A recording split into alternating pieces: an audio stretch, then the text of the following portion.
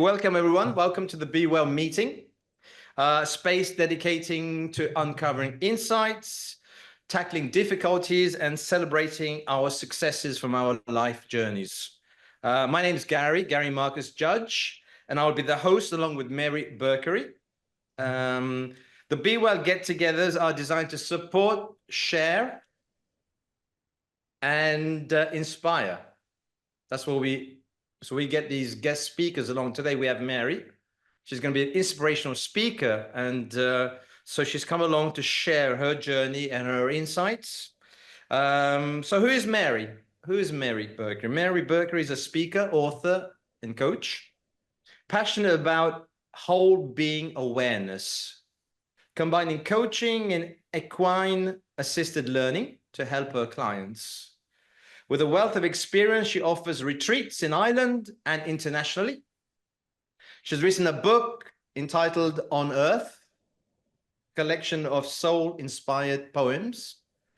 And our talk today is titled Coming Home, the Transformative Power of Soul Coaching, Poetry, and Equine-Assisted Learning.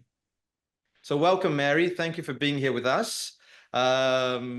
Ground rules are, of course, we have the guest speaker, so let's try and give the speaker as much space as possible, but we can interact. It is a meeting. It's not just a one-way ticket, let's say, so we can ask questions. And Mary, yeah, feel free to ask us questions too. So if there's anything that you feel that maybe some of the participants can enlighten us with, just ask the question. So Mary, do you want to tell us a little bit about you? I mean, I've just given you an introduction about, like, where you're coming from, how you come into this space here, and what we can do with some of the knowledge that you have and some of the wisdom and experience. I can, Gary, no problem. I just want to add, I have written, my major book is called Saved by a Horse. And it's and it's stories of love, healing, and human and transformation through horses. So that's on Amazon. My poetry book is you have to write to me and I'll mail it to you. So what we'll do at the end, I'll put all Mary's contacts at the end, and so you can all reach out to her and just continue this conversation directly. And also, just now that you're talking about the end, Gary, I'm offering a gift to people who participate here, and we'll let you know what that a gift for anybody, if a complimentary gift from me, and we'll let you know at the end what that is. So your question was, tell me, what's the question again? So I can. Well, tell us a little bit about, I mean, I've introduced you, but tell us a little bit, I mean, just where you're coming from. We're talking about soul coaching, we're talking about poetry, we're talking about equine-assisted learning, a lot of things all together. So just tell us about how all that all fits into your coaching, your approach. The message I put in your thing, what does soul coaching and equine-assisted learning and poetry have in common? It's kind of, they don't look like and to me, all of them, I love that word, bring you home to yourself, bring you home to your essential self, to your DNA blueprint, and help you let go of the habitual habits of the same old story about myself, and that I can repeat over and over again, unless something cuts through and breaks that open in some way and helps me go deeper into myself. And for me, poetry, I was introduced to poetry in the 1990s by actually Patch Adams, that beautiful doctor that there was a movie about. He introduced me to Mary Oliver poetry, and it blew me open. And then there's an Irish poet called Seamus Heaney, and some of his some poetry I find just goes over my head, but there can be one line that cuts right through the persona, or gets to the heart of the matter, and opens. There's one line in Seamus Heaney, the wind buffeting against the car door in the west coast of Ireland, and it caught my heart off guard and blew it open. Those lines. Or there's a line in a Mary Oliver poem, tell me, what is it you want to do with your one wild and precious life? It's called Summer Day. Anybody who hasn't read it, please read it, because I don't know exactly what a prayer is, but I do know what it means to pay attention, and how to lie down and be blessed and be idle, and how to walk through the fields. Why doesn't everything die at last and too soon? Tell me, what is it you plan to do with your one wild and precious life? And that sentence, that's in a sense so condensed, it's like an arrow, it's like a Cupid arrow. It just cuts through to in a sense the heart of the matter. So some poetry does that, and that's why that in a sense brings me home to myself. Equine-assisted learning. Horses have been, I grew up with horses. I was sat on a horse when I was 2 years of age. We then moved from the city to the country when I was 5. I never quite fitted into school. I was awkward, and it's all in the book if you want to read it. But my father, when I was 12, got me a pony, and she became my best friend. And I was very confident with her. I knew how to take care of her. I knew she loved me. And in a sense, she was my therapy without even knowing it at the time. And then many years later, I left home, of course, went to Dublin, ran a business, ended up getting married, living in Colorado. And I heard about 2 psychotherapists who were taking their practice out of therapy rooms and bringing it into an arena with horses, horse medicine program in Boulder, Colorado. And I was totally intrigued. How can this work? How can horses? Instead of psychotherapy, you go to a horse. Little did I know that my pony was my psychotherapist when I was younger. So I did, out of curiosity, I went for a session. And the exercise I got was to rub a horse with my bare hands and stay connected to my own body while I was doing it, and to my own awareness. And it just, like the Seamus Heaney poem, it blew me open.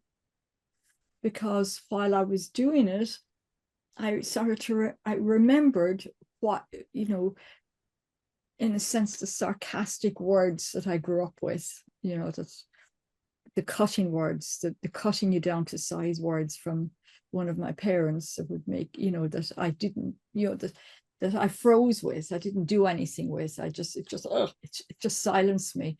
But while I was rubbing this horse's body, I could feel the words, and I could feel them where they kind of almost got stuck in the cells of my body, as almost like a frozenness. And the tears just poured down my face. And I was like, oh my God, what is this? Not only was I, and I'd gone for therapy and I'd done work, but in therapy I was talking about it. But here in the presence of the horse, I was remembering it and feeling how it sort of froze in my body, and how just by the very rubbing of the horse's rump, in a sense, my own thighs were dissolving. And of course, found out afterwards this horse used to be beaten across the rump to be loaded on a box, because he would refuse to go on a rump, go on a trailer. So, and he carried trauma as well, the power, he got bet, I got bet with words, so we kind of mirrored each other. So I was the year 2000, and 10 years later, I sold my business and said, I want to do this work. So, so that was my first experience of equine-assisted therapy, or learning, or coaching, equine-assisted coaching, equine-assisted learning, equine-assisted therapy, depending on your qualification. And then the soul coaching bit, Gary, Marcus, and everybody else, is what I'm seeing, particularly in the world of, psychotherapy and trauma work, and, past life regression, and all this work where we're doing there's a serious amount of introspection and looking at what happened and what parents did or didn't do, or teachers or whatever. That with soul coaching, it's like there is a part of us that's whole, regardless of what's happened, whether I have been imprisoned, traumatized. There is a DNA blueprint that carries the essence of Mary, or the essence of Gary, or the essence of anybody, and that's whole, and that hasn't been, in a sense, broken or damaged or wounded. And with soul coaching, you approach the person from that point of view. You welcome everything else, you welcome the fears, but you're relating, in a sense, I often use the word Christ to Christ without actually being the Christian thing, but you're relating from wholeness to wholeness. And already within our bodies, we're making 3 million red blood cells a second. We're already amazing. We're already amazing. Our hearts are beating without we knowing how it even happens. Our lungs are breathing without we having to think about it day and night, night and day while we're on this earth. So sometimes if there's a lot of therapy and a lot of self-inquiry, you can get so hooked or focused on, the damaged part of the person, that we can forget that actually I'm amazing. And that this piece over here that happened or could have happened differently needs to be brought in a sense, to the essence of me, and be integrated and be loved into wholeness, rather than being my identity, So the soul coaching is realizing that there is a higher self, bigger self, that's holding all these other parts that got, even the part in me where there was a lot of sarcasm.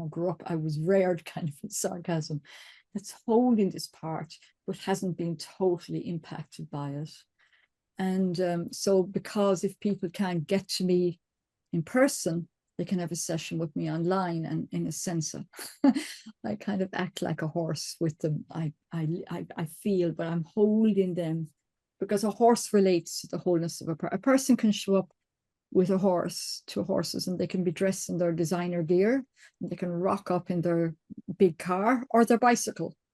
The horse doesn't look at it on that level. The horse sees the heart of the person and goes to there. And you asked me to share some stories later, I will do that as we go on. But that's so these have all been my own experiences, the power of poetry, the power of horses, and the power of connecting to my essence beyond any story that I carry about myself. And now I offer that to the world, really, with my work. Okay. Well, thank you, Mary. That was a great introduction. And Matthew's got his hand up. Matthew, you got a question there? I was just wondering if you ever got an answer to the age-old horse question. And what's that? What's the age-old horse question, Matthew? Why the long face? Why the long face? Why the long? It's a joke. The horse walks into a bar and the barman says, "Why the long face?" Okay. I've never heard it.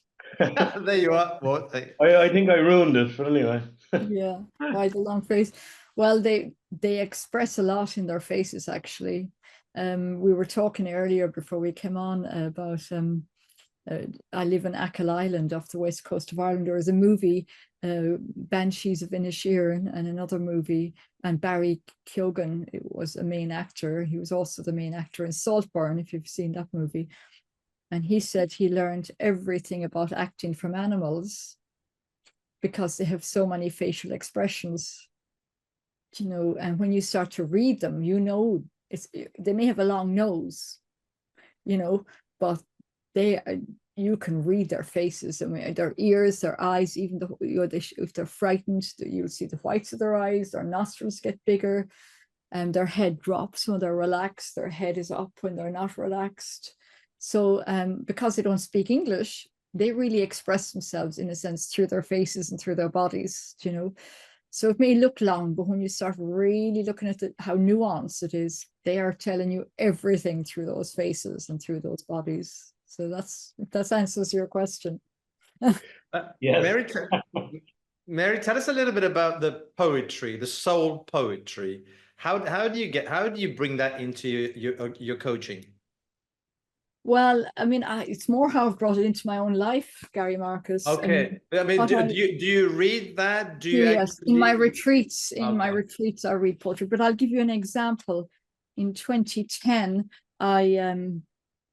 2008, 2007, 8, I had a business. I literally lost everything. I was part of the Lehman Brothers crash.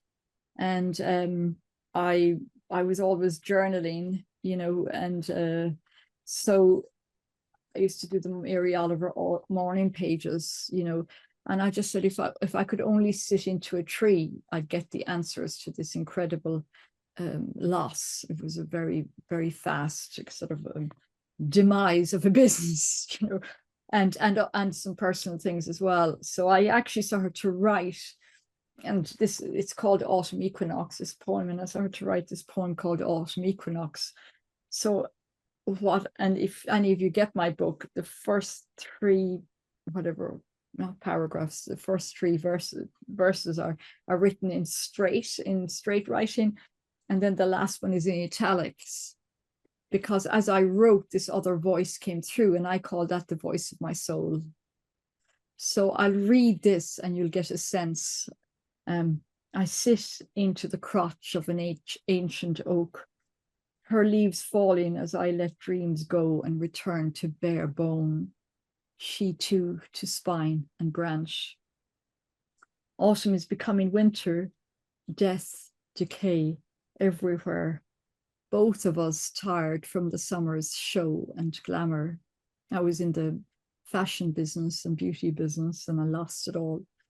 I want to hide here for the winter and not come out and be squirrel-like, with food stashed and not move far, because nowhere else feels like home. She wraps her trunk around me as I press into her. That's the tree. And this is what I hear. This is the voice of my soul that came through as I dropped into this image. Do less, she says. Eat less, talk less. Let silence and stillness feed you. Rest in emptiness and loss. Wait for spring, it will come, it always does. Do less, she says. Eat less, talk less. Let silence and stillness feed you. Rest in emptiness and loss. Wait for spring, it will come, it always does. And those last three lines, which was the voice of my soul coming through my writing and becoming a poem, brought me through that winter. I knew that whatever I was feeling, it will pass, and that spring, as in nature, spring will come again. So that's an example of soul poetry. So when you work with clients, do you get them to sit in silence or meditate and actually get in touch with their soul and try to turn that into poetry? Is that what I have one exercise for those of you who are here with horses or have horses or interested. I have one exercise with the equine work is where you choose a horse or a horse chooses you, for example, and then you get a blank page, and you literally write a shopping list of words.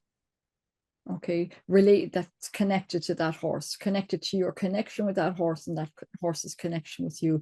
And it bypasses the rational mind. Just write down whatever words come to you. It could be black beauty, it could be majesty, it could be sadness, it could be my gut, tight gut, it could be anything that comes in what you're feeling in the presence of the horse and what you're sensing from the horse.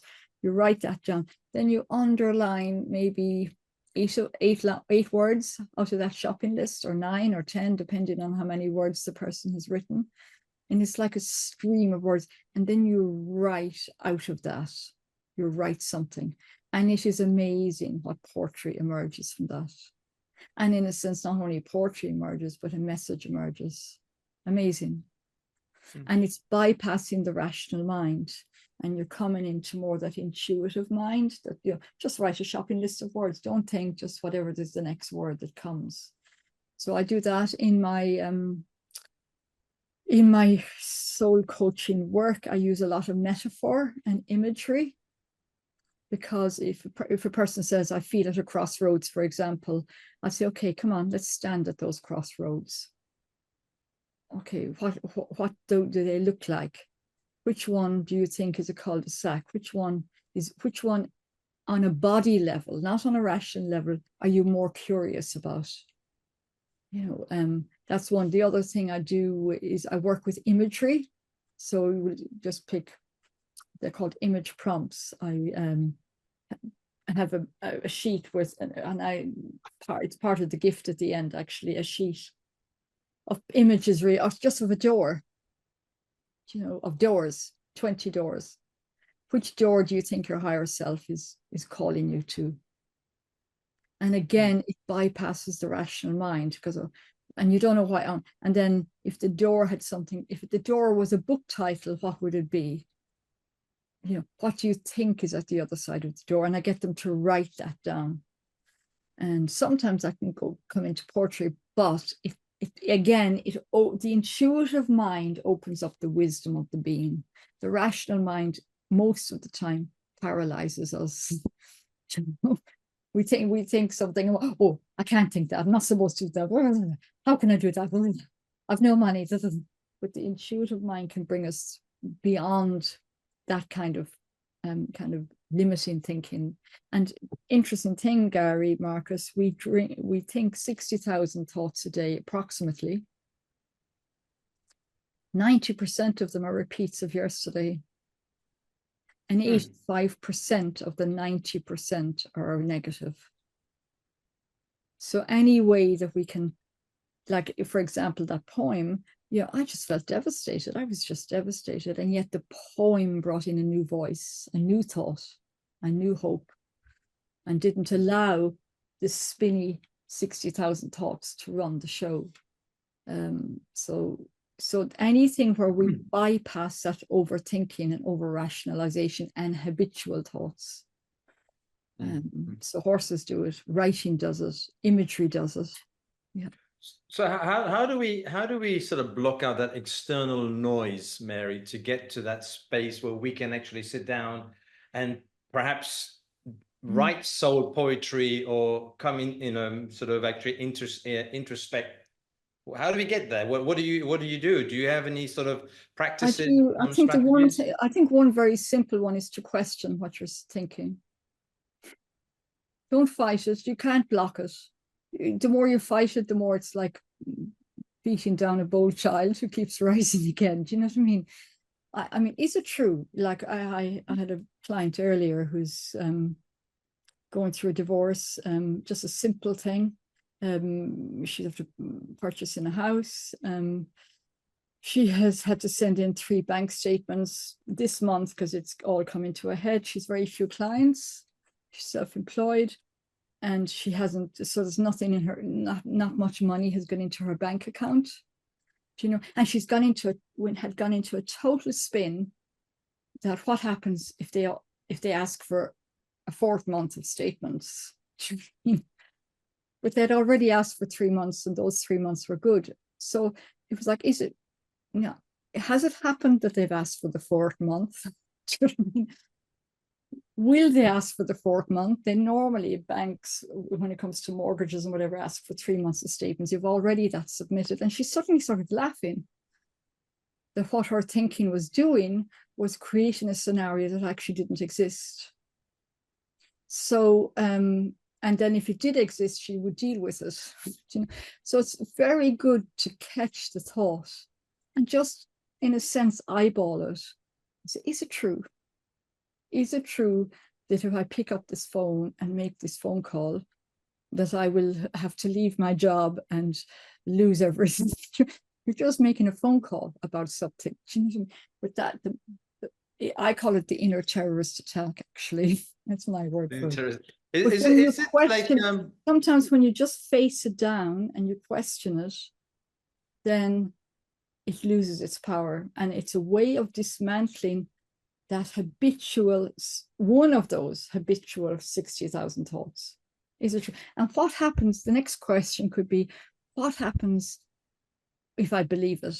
If I believe that I'm going to be, you know, thrown out in the cold, or if I believe that if I call this person and ask for this, they'll say no. Somebody said to me, if you don't call and ask, they've already said no. Somehow to dismantle. And so if it's not true, what could I do now? And then, and if I believe it's true, what happens to me in my body? Well, I get smaller, my shoulders get rounder. If I believe that my partner doesn't love me, if it's true, you know, I don't open my heart closes. There's so many situations where we're projecting our own story onto either life or another person. And there's a very good lady called Byron Katie, if anybody knows of her. She's done a thing called The Work, and she has the worksheet. It's free of charge.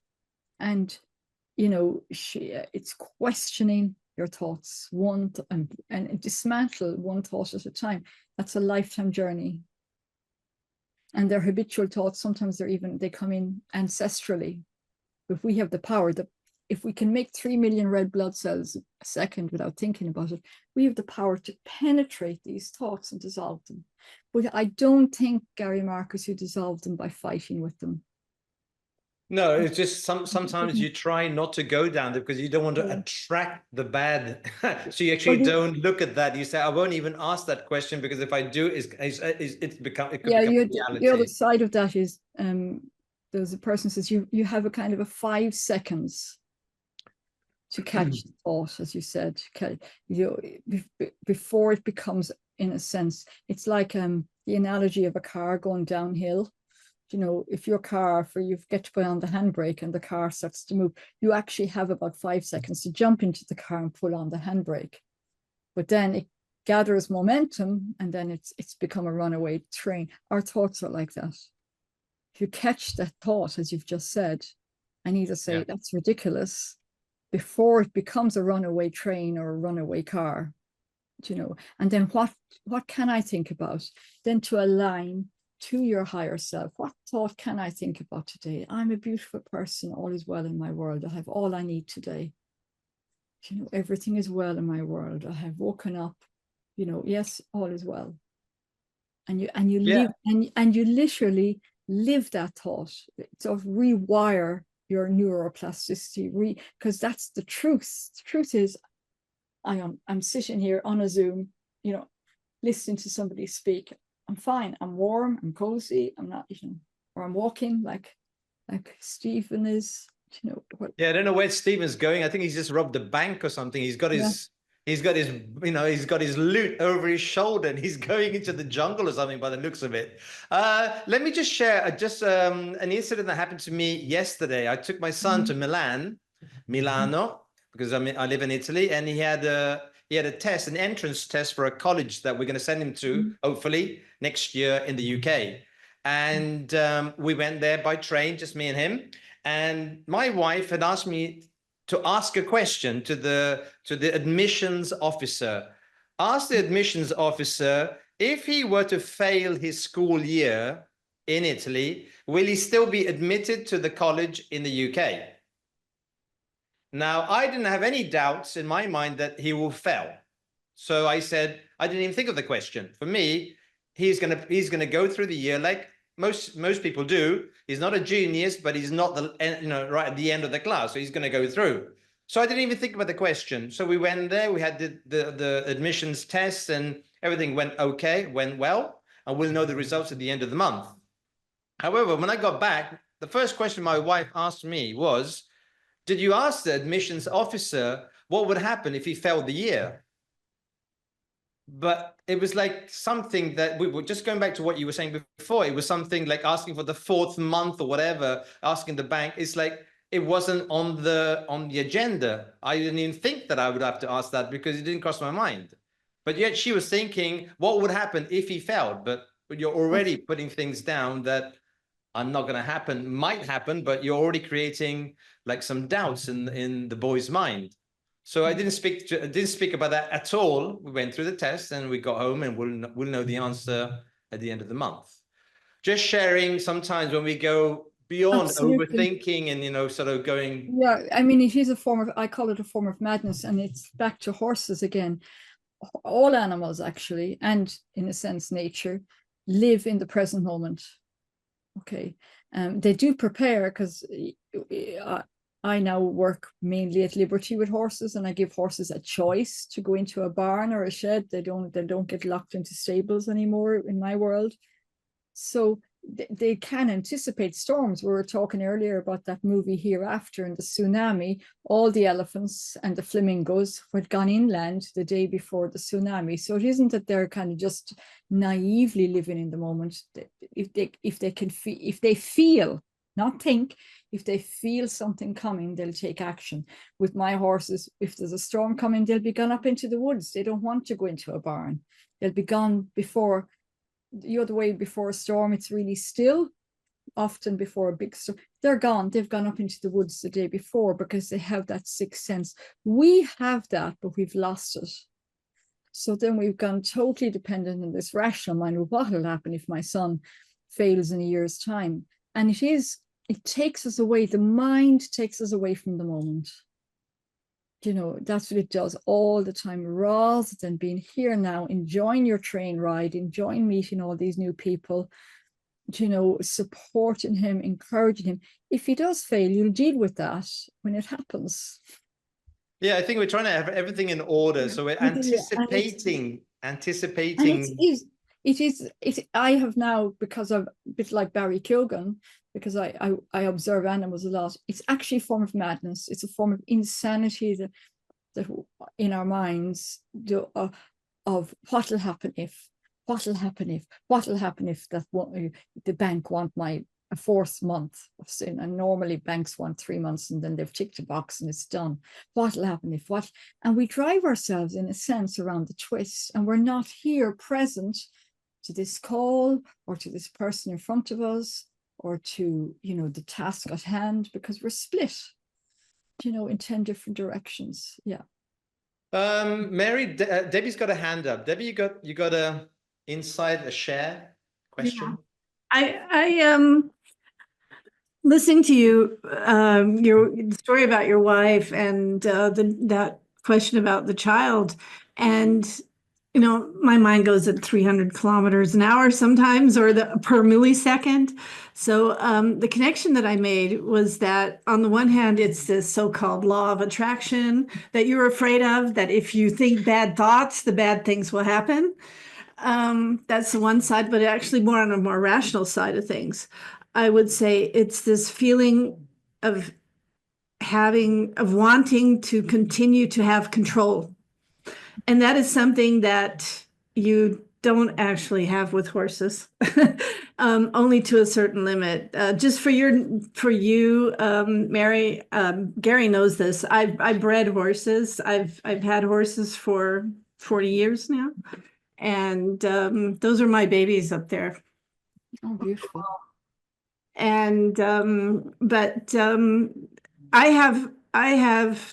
I had to recognize that it's you're not giving up control, but you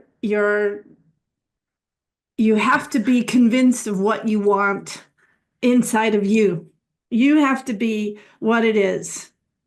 End of story. So period. At that point, you have to know for yourself. You have to be so resting in your own self that you are able to, like I did dressage, jumping, cross country, generally dressage.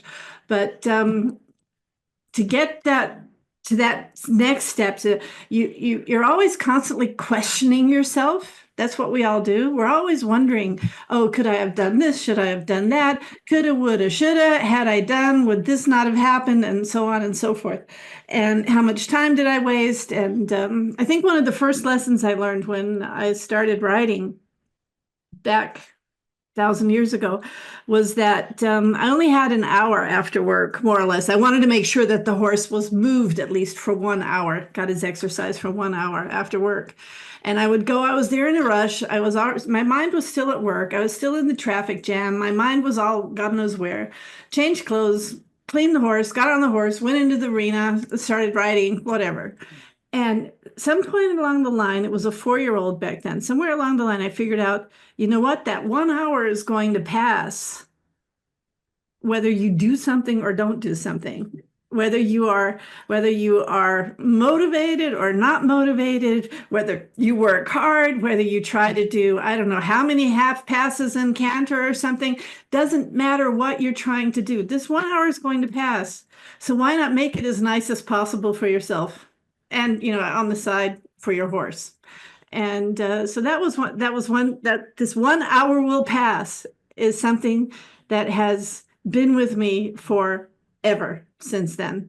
When you're at the dentist, and I am not big on going to the dentist, but I think this 1 hour will pass. I'm in a traffic jam. I think this traffic jam will pass. This 1 hour will pass.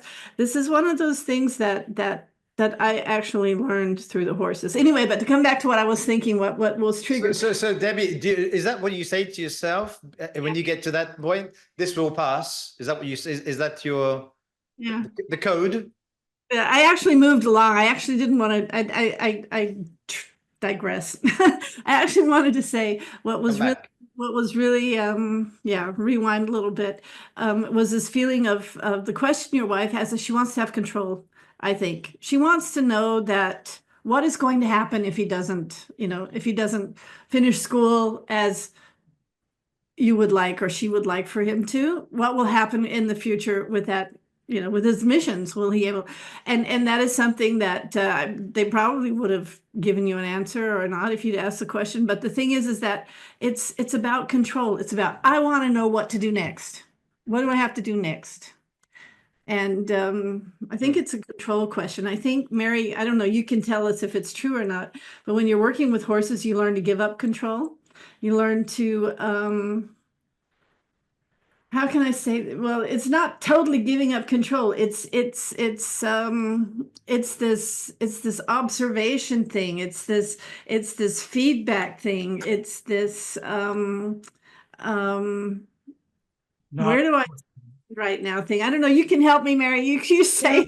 Well, actually, Debbie, I've gone even further. Again, I used to ride a lot and saddle and bridle and everything. I don't even halter horses anymore. In my equine-assisted learning, we go into a field or yard or an arena, and the horses have a choice to come up and show up or not. And what has happened, because I realize they're on the earth 55 million years. We're only here a couple of 100,000. And what I have found in such an uncanny way, when I come in to their living room, whether it's an arena or a field, I'm coming into their living room. It's their territory. I never look at my watch, the way you book a person for an hour and a half or whatever, it's a half day. The horses come, it's uncanny the way they show up, the way the work gets done, and then they move away. And then I look at my watch and say, oh my gosh, our time is up. It is, and it's surrendering to that intelligence that's in me, in them, and all around us. And trust and riding, in a sense, the wave of that, surrendering to the now, surrender to the now. I think we spoke about that last week, Mary. We talked about the letting go and letting God, because we've spoken about the joyful change last week, if you remember. Let me ask the other, like Lily and David, Matthew as well. I mean, what do you think about all this poetry, soul coaching, equine-assisted learning? Do you do any of this? Have you come across any of this in your approaches, in your practices, David? Yeah, of course, being here in Texas, equine therapy is very popular. And it's popular among soldiers coming back with PTSD or other injuries and things like that, and also with children. And so, they get to feed the horses and they get to walk the horses. They get to eventually ride the horses and all that kind of stuff. You said something a while ago that kind of tickled my fancy when you're reading the poetry. You said something like coming from afar. Well, here in Texas, that's a whole different meaning. When in Texas, when you're coming from afar, I don't want to get burned up. No, I got to get away from the fire, because it's coming away from afar instead of coming away from a fire. So we've got the long face joke, and now we got the far from Texas. That's it. Lily, tell us something about you. What are you taking in from the soul I'm coaching? letting the silence and stillness feed me. I love that poem so much, Mary. Thank you. That was a line from there that I really appreciated. And it's something that I want to take away with me right now because I've been working on more stillness. About equine therapy, I've never tried it, but I really connect with animals. And also, this is not the same, but I think just energy-wise in like Shinrin-yoku and forest bathing, like people actually talk to trees and touch trees and ask to touch trees, and I do that, and I just feel like it's this communication. And I mean, I've been playing with a spirit animal because I've never really been into that, but I think it's fascinating, and I think mine's an elephant, not sure, but I think with horses it's the same experience, like the way you connect and their personalities, and I'm just learning about it, but like all the things that you can learn about yourself, and by just being in their presence and slowing down, and that presence really in all things life. I totally agree. I'm like I don't know who mentioned it, somebody like mind going a million miles an hour. As some of you know me enough to know that I talk really fast, and that's how I am. So this is really helpful for me because I'm always trying to be in the moment. And the breathing is what helps me, or which I'm not doing right now. But just nature and animals, and yeah, I like yeah, thank you for sharing this. I like the idea of bypassing the rational mind and those the door, and I'm looking forward to the prompts because I've never heard of that. So things to help us bypass the rational mind and be more present in all things. All Well, the stuff. elephants are great for traveling because they bring their own trunks. Oh, there you go. That's brings- why they're my spirit animal. I don't have to carry extra baggage. Nobody needs that, eh? Yeah. There you go. You know, talking about you talk about trees, and you talk about the forest bathing and all that. I was away last weekend on a retreat. I went on a retreat, and I was away for 4 days.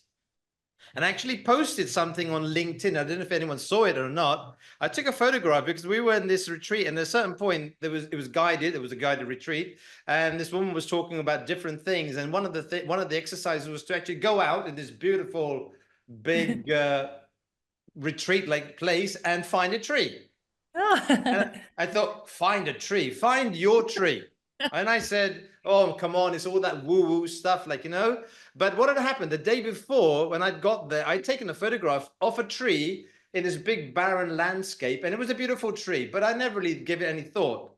But after, when she said, go and find your tree, I felt like this tree was calling me. So off I went, trudging through, and I went and I got to this tree. And the idea was to actually touch the tree, or actually near the tree. That was the whole exercise.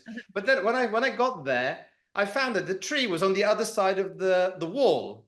So I was completely thrown, like, because I was expecting to get closer, and the tree was on the other side of the wall. And I thought, okay, and now what?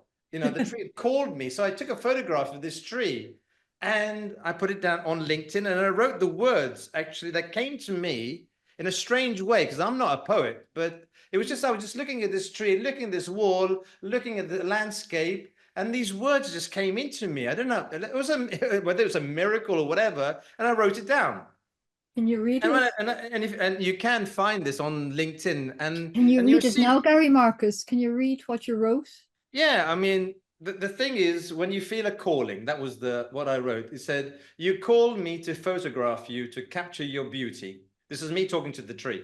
Yeah, Okay? beautiful. To show me how you are able to harmonize this beautiful scenery, how you are able to grow and exist without damaging the wall that confines you. Because there was a wall, but it hadn't touched the wall, so it left the wall, but it was still growing right next to it.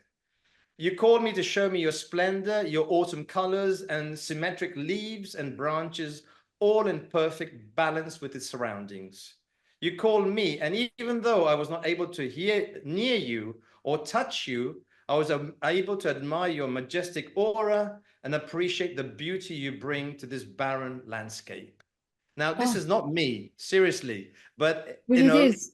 And it was Gary, like, it is an aspect of you. This is the soul. This is your soul. This this you is on my wrote it. telephone, and I thought, my God, what happened there? Beautiful. Yeah, exactly. You were getting ready for this podcast. I love it. Look at all. Amazing. No, it's Amazing, interesting. amazing, beautiful, beautiful, and that's in us all, and it's in you. I'm so glad you shared that. Me too. I've learned a lot of stuff over the last 3 years since I kind of semi-retired. At least that's what I'm calling it. But like pre 3 years ago or post 3 years ago, I would have thought you're all mad. Tree hugging and poetry and horses and all that kind of stuff. A lot of people don't really think about that. You know, they get on with their lives, and you know, they're happy, they're sad, they're mad, and they just get on with it. But one thing that stands out for me is when you're different. But when you're different enough to be remembered. On some of the walks that I go on, just about 2 kilometers away, there's a tree, and the tree grows and it's up like this in the trunk, and then it goes across the way about 10 feet, and then it goes back up. Never seen anything like it before. But every now and again, I post that picture up on LinkedIn just saying, be different enough to be remembered. Because out of the thousands of trees that I walk past every single day, that's the only one I remember. And the trees are beautiful like things, the beautiful thing, Matthew, about nature and about animals is that, you know, you don't see a dog, you know, even a dog. I have a book in my head. It's called Does My Bum Look Big in This? And it's a picture of a horse's rump, you know, lessons on body appreciation for teenagers. Do you know what I mean? They're not comparing themselves. I have 2 little dogs. One has a tooth sticking out, you know, and a funny little big patch on one hip. She's not having a nervous breakdown saying, oh my God, I can't go out, my tooth sticking out, or I have my right hip isn't like my left hip. They're not comparing. That tree that you're talking about is totally that tree. And it's reflecting back how Matthew to be totally Matthew, whatever that is, you know. And you know, it's because we live in a world where there's so much dualism and so much polarity and so much left and right and good and bad and in or out, or in and we're judged. There's so much judgment about, you know, whether it's even you're judged on the clothes you wear, and I mind the color of your skin, you know, or even your address. So that's that over there. And yet, meanwhile, there's a nature, and there isn't a dandelion isn't having a nervous breakdown because it's not a rose.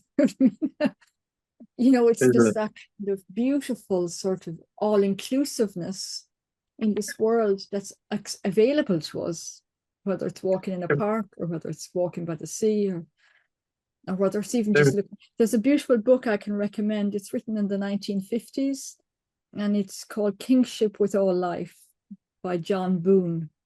And it's about a man who was given the job to mind a dog. And the dog was called Braveheart, and he was a celebrity dog. And it totally changed his life by he minded this dog for 3 months. The owners were gone away. And he realized that this dog might even be more intelligent than him, you know. So and as Debbie says, and he started surrendering to that and letting go of this prejudice that he was here to mind the dog and to take the dog for a walk and to put a lead on them. He ended up letting the dog lead him on a walk. You know, it's a beautiful book. It's so moving. In the last 3 chapters, I mean, it sounds mad, and you might definitely think this is mad, Matthew, is about his relationship with a fly in his house. And it's so beautiful. It's so big. And it's a slim little book, and it's exquisite. It's exquisite read. And it's about this intelligence that's in nature, that's in animals, that we kind of have lost because we've overdeveloped this brain. You know, you have to go to college and get a degree, and you're intelligent because you can remember figures and numbers and facts. But there's a whole other intelligence, and it's body felt and it's heartfelt. and it's intuitive intelligence that I had needs to to develop and take open care of up. my mum's dog for, I think it was Yeah, a day and a half. yeah. And I learned why I'm single and no kids and no pets, because the dog crapped all over the place, peed all over the place. But I made the mistake of bringing the treats in, the containers that he knew, with him. And he followed me in, and I put the treats up on the counter in the kitchen. Completely just forgot. So, of course, a half an hour later, and then he wanted a treat. And all he ate was treats. He puked up on my bed. Oh. And I thought, Mom, the next time I'm paying for the kennels. Steven's got his hand In up, Mary. equine therapy, equine Hmm. assisted learning, and maybe Debbie, you'll concur with this. It's never about the horse. It's about what's happening in the human. You know, what is this reflecting back to me? You know, that's this behavior, this, whether the horse has gone berserk in the arena, or whether it's totally ignoring me, whatever. It's never about the horse, it's about the human. And even in riding, you know, something goes wrong, it's not about the horse, it's about what am I needing to look at in myself, what needs to adjust in me, in my relationship with this animal. And I would encourage you maybe to look at that in the relationship with the dog, rather than just putting him into a kennel. What was going on in me that this happened with this dog when he normally doesn't do this, you know? And it could be very revealing and in a lovely way, not in a kind of a bad way. Maybe he was picking up stress that I need to work through, or, you know, dogs are sponges, they pick up everything.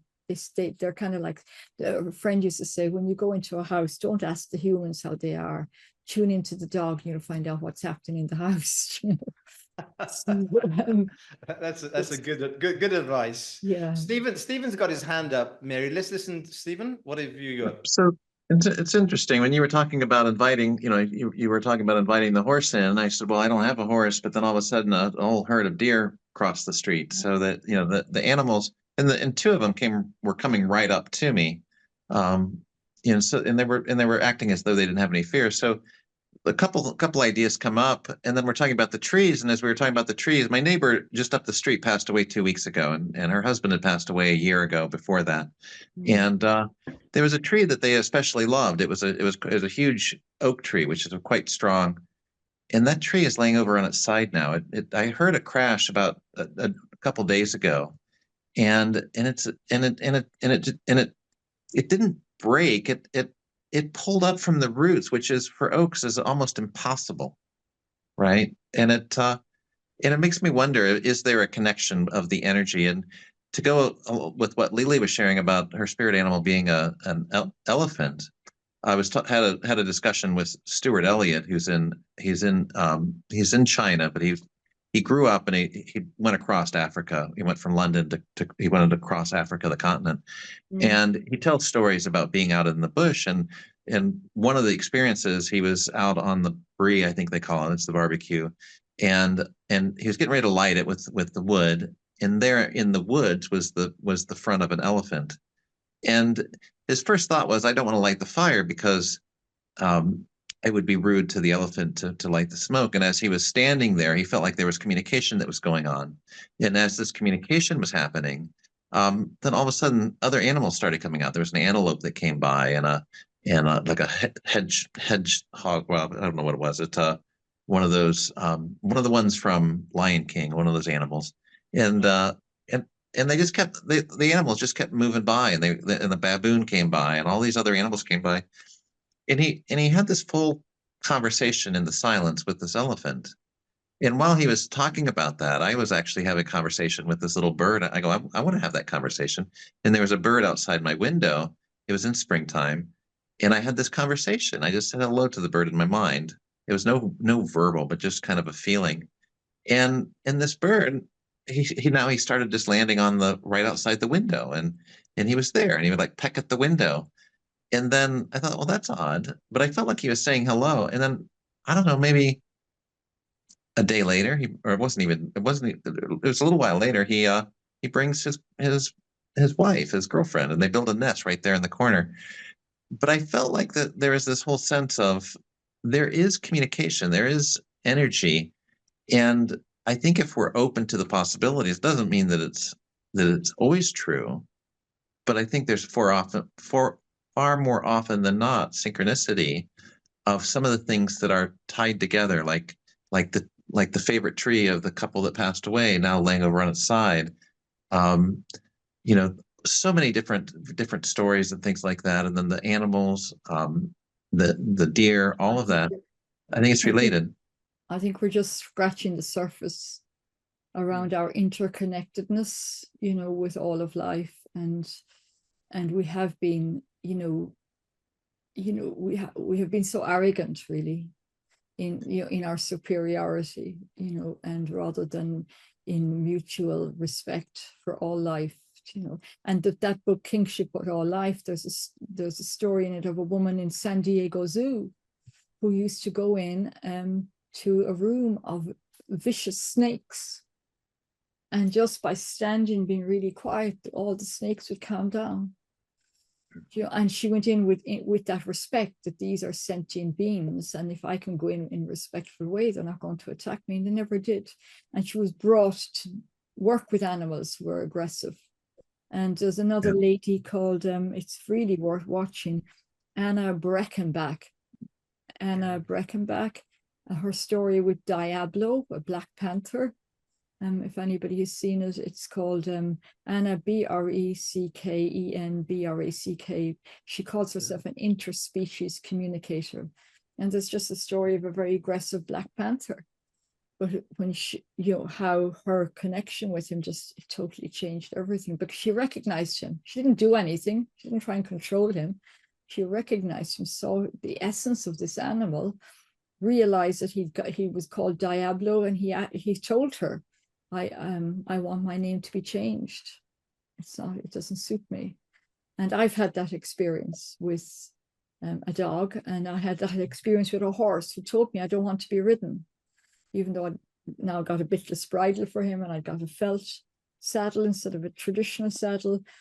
And and I just heard, and I don't want to be ridden, but if you want to ride me, I'll be safe. It was so clear. It was crystal clear communication. So,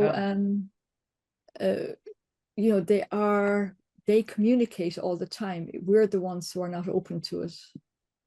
Mary, we're coming to the end. And so let's give the last question to Matthew, and then you can just share that gift that you're going to give, that you're going to share with us. And then so we can close up and people just don't jump off the screen. Matthew, before we come to the end. I'm just wondering, animals do communicate, and they're probably saying to themselves, why are those humans always stressed out?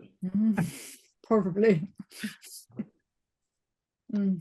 Yeah, probably. So Mary, my gift to everybody here showing up to is if you click on my name, my website will come up. So that's maryberkery.com, and of course Gary Marcus will send you the information anyway, but just in case you miss it, it's Mary, but you could scribble that down now, and you can email me, mary@maryberkery.com, Mary, and I'm offering a complimentary image prompt session. Okay, and I know Lily, you said you'd like it, a complimentary image, and you can bring to the session, transition time you're in or question you have, and we'll work with the image prompts to work with that. And some of the image prompts are animals, it's not just doors, so please, I definitely. So it's mary@maryberkery.com, and you can just email me and we'll set up an appointment for thank you very much. Thank you for your gift. Thank you for your time. My absolute pleasure. It's a pleasure to be here. It was nice talking to you. A great subject. I think everyone, whether you're near an animal, whether you're not near an animal, or whether you're near nature, just go into your mind, go into your imagination, and like that poem, sit into a tree, or connect with an animal that you loved or love that is no longer with you, or an animal that in your family circle that you love, and just come into your heart and connect your heart to its heart, and just get into a beginner's mind and just see, what is that animal to say to me? Do you like what Gary Marcus had with the tree? You know, what is the wisdom of this being, whether it's a tree or a dog or a cat or a horse, to say to me? And write it down, see what happens. Well, I can vouch for that. I wrote that down, and I think something possessed me to write that, because I think if I just sat down and write a poem, I wouldn't have been able to do it. But that tree was talking to me. So just to finish off, as we come to the end, there's a film to watch on Netflix called My Sailor, My Love. If you're interested, My Sailor, My Love on Netflix. We spoke about Brian Katie. If anyone wants to go and see that. Yeah, Byron Katie. My Sailor, My Love. It's nothing to do with this session, but I actually no. It was just in our conversation. yeah, Mary. but I live in Achill Island, so it's set in Achill Island. So there you go. Okay. We spoke about forest bathing. We spoke about trees. There's a book called Kingship with All Life. There's a book, Kingship with All Life. So if you want to go and look at that. We also spoke about Anna Breckenbeck. Is that a documentary? Yes, it's a YouTube video. Anna Breckenbeck story with Diablo, and it'll come up on YouTube. Anna, BRECHENBRACH, BRECHEYNBACH, Breckenbach. Think of the musician Bach. It ends with Bach anyway. Bach, and okay. The story of Diablo, yeah. And also Mary Oliver Poetry. Mary Oliver Poetry, yeah. Mary Oliver Poetry, and we've got my book, Saved by a Horse. Saved by a Horse. Yeah, by me. Saved by a Horse. There we are. So we're all going to be buying all these things, spending all our money, hard-earned money. Thank you, Mary. And then there's also a free gift by Mary Berkery for an image prompt session. So if we got time and you want to know more, we can reach out to Mary. And so next week's talk is by Arnella Karat. And she's going to be talking about authenticity, your business's secret love language. Talking about being authentic and how we can be authentic in our communication and business. So if you're free, come along next Tuesday from 5 to 6 p.m. Central European time. And thank you, Gary Marcus. Thank you for this beautiful work that you do every Tuesday, and how you're bringing more light and love and wisdom into the world by facilitating these wonderful speakers. Thank you. Thank you. No, thank you all for coming along as well, because that's what we're doing. We're sharing and connecting. So again, goodbye. Have a great day, and I'll see you guys next week. Okay.